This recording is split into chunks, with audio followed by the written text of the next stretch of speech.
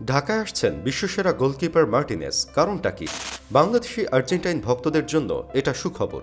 এক আর্জেন্টাইনের আগমনে দেশে হুলস্থুল অবস্থা, কিন্তু হঠাৎ করে কেন বাংলাদেশে? ইচ্ছা ছিল বিশ্বকাপ জয়ী পুরো দল নিয়ে তারা বাংলাদেশে আসবেন জুনে, কিন্তু সে ব্যবস্থা করতে পারেনি বাফুফে। তাতে অবশ্য মঞ্চপটে লালিত বাংলাদেশের ছবিটি ফিকে হয়ে যায়নি এমিলিয়ানো মার্টিনেজের। বাংলাদেশ দর্শনের ইচ্ছা পূরণ হচ্ছে তার। কলকাতার এক ক্রীড়া উদ্যোক্তার মাধ্যমে ৩ জুলাই ঢাকা আসবেন আর্জেন্টিনার বিশ্বকাপজয়ী গোলরক্ষক এমিলিয়ানো মার্টিনেজ।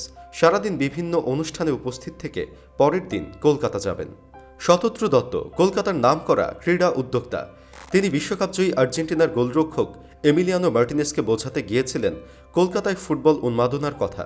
শোনাতে গিয়েছিলেন একসময় ম্যারাডোনাও এসে গেছেন সেখানে, কিন্তু মার্টিনেজ নাকি উল্টো তাকে বাংলাদেশের ফুটবল উন্মাদনা আর আবেগের কথা শুনিয়ে দেন।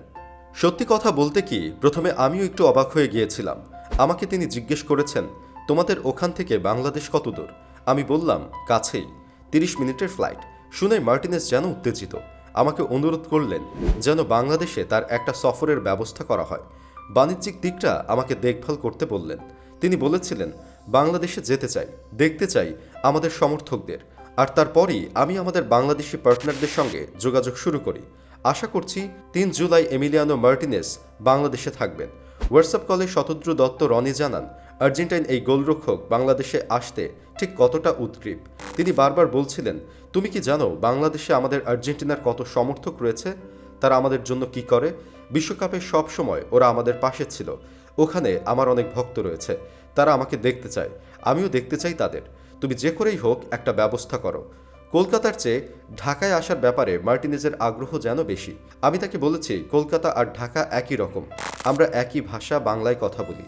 শুনে তিনি আরও বেশি আগ্রহ প্রকাশ করেছেন। কিন্তু ঢাকায় এসে ঠিক কী করবেন মার্টিনেজ? কোন প্রতিষ্ঠানই বা তাকে আনছে? কৌতূহলটা ধরে রাখতে বললেন শতদ্রু।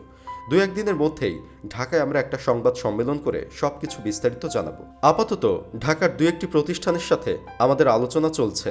নাম প্রকাশ না করলেও ঢাকা থেকে জানা গেছে মোবাইল আর্থিক প্রতিষ্ঠান বিকাশ ছাড়াও বসুন্ধরার সঙ্গে কথা এগিয়েছে। ঢাকা এসে এমিলিয়ানো মার্টিনেজ কি করবেন তার একটা ইঙ্গিতও দিলেন শতদ্রু। দেখুন, ইপিএলে চুক্তিবদ্ধ থাকায় অন্য কোথাও তিনি খেলতে পারবেন না, তবে মাঠে নেমে ২-১টি বলে কিক মেরে গ্যালারিতে পাঠাবেন। গোলপোস্টের নিচে দাঁড়িয়ে কিছু শটও হয়তো ঠেকাতে পারেন। আসলে তিনি বাংলাদেশে আর্জেন্টিনার ফুটবল উন্মাদনাটা দেখতে চান। বিশ্বকাপে ওরা সবাই নাকি এটা নিয়ে অনেক আলোচনা করেছেন।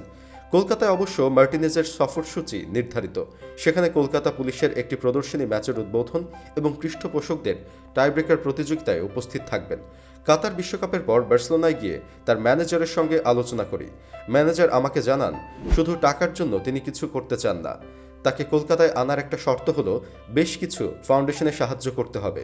এরপর আমি লন্ডনে চলে যাই মার্টিনেজের সঙ্গে দেখা করতে। সেখানে অ্যাস্টন ভিলার গ্যালারিতে তার পরিবারের সঙ্গেই খেলা দেখি। ম্যাচের পর মাঠে গিয়ে তার সঙ্গে কথা এগোয়।